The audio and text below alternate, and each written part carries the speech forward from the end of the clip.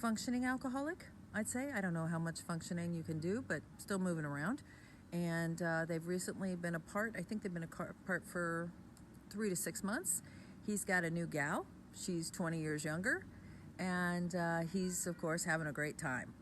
And she is not happy about it. Now, this is what I got to tell you. First thing, you are going to be so happy. You are going to be so happy. You're stuck in it right now and you don't see. But thank God this guy is out of your house. The reason he's got someone new is because he needs a partner in crime. And of course he's going to find someone 20 years or 30 years younger than him because she doesn't know any better, right? This poor thing, either she's just like him and she's a drinker too, and whatever, then they got their own big mess to deal with, or she's enabling him and putting up with it because she doesn't know any better. Poor thing. Really, she has no idea what she's doing. She thinks she's in love. And she's not. She's in some kind of enabling thing. Most likely maybe her father was an alcoholic or someone in their family, and she's used to taking care of people just like you are. But she's younger, right? You can't blame her. It's not her fault. In fact, we should be praying for her. And of course he's going to find someone like that. That's just what we do. Alcoholics and addicts are like that. This isn't a bashing about men. This is a conversation about how alcoholics and addicts act, how we behave, how we manage our lives.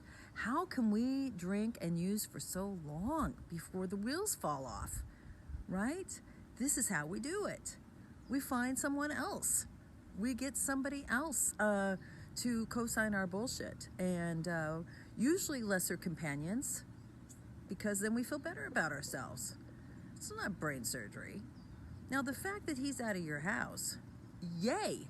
I know you think you still love him. You don't. You love the idea of him.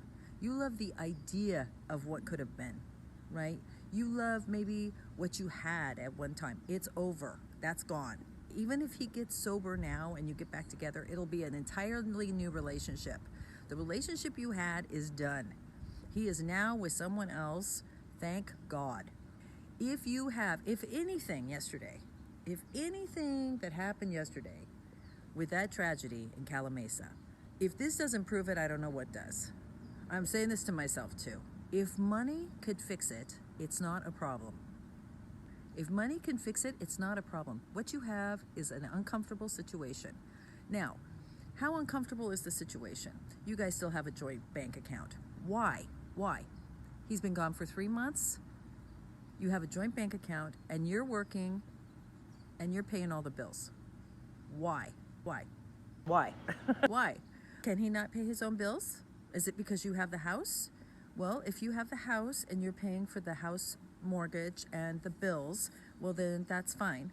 He needs to have his own account. If you need to give him an allowance, then give him an allowance until this is done with attorneys.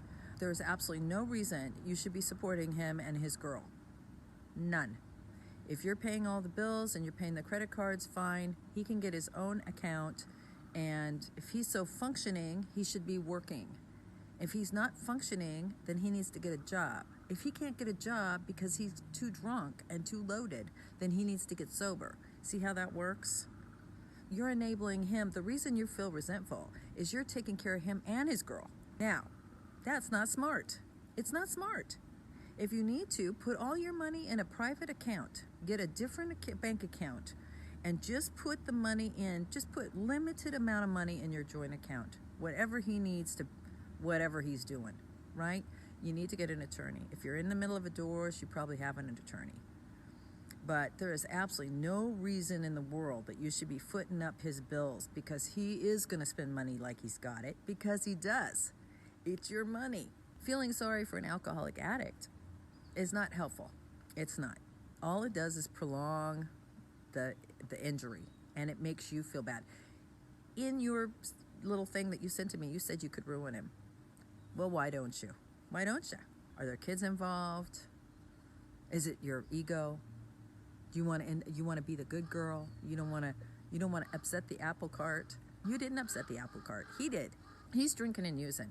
You're working and paying the bills. Tell him to get an attorney if he wants the house. Tell him to figure it out. Right? If you got to have a joint account for some reason until the divorce is final, Put 20 bucks in there a month, right? Let him fuck that off. There's no reason. You don't need to be a martyr in this thing. The guy's sick. The guy's sick. The only way he's going to get well is if the pressure is on. The pressure is on. And you might not be putting pressure on him. You're walking away. You're escaping. Sorry, I still have a little bit of a cold. You are escaping from this. You got lucky. God got you out of there fast, right?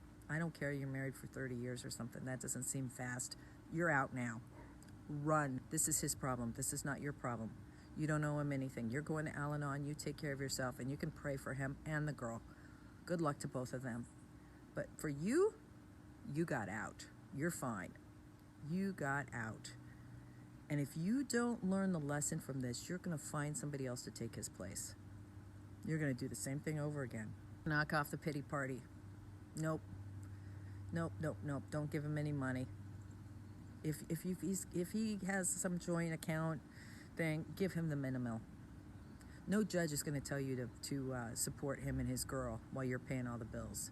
That's all bullshit in your head. Someone put that in your head that you have to do that. You don't.